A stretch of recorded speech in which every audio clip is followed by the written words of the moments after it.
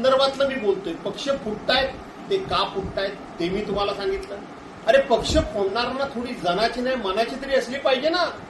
हा त्यातला महत्वाचा मुद्दा आहे. या देशामध्ये 70 वर्ष काँग्रेसने काय केलं म्हणून हे प्रश्न विचारणारे लोक यांच्या पक्षाला असं काही काँग्रेसने तोंडण्या फोडण्याचं काम नाही केलं.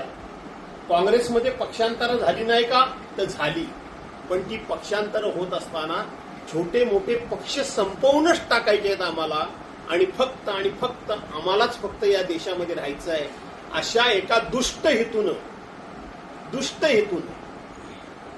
काँग्रेसनी अशा पद्धतीनं कुठलाही पक्ष संपवण्याचं काम केलेलं नाही हे लक्षात घ्या. आणि म्हणून ओम बिर्लांना काय कुणी पत्र दिलं हे माझ्या दृष्टीने गौण आहे. तुमची एक हाती सत्ता असताना सुद्धा तुम्ही ज्या पद्धतीनं वागताय हे लोकशाहीला मारक आहे.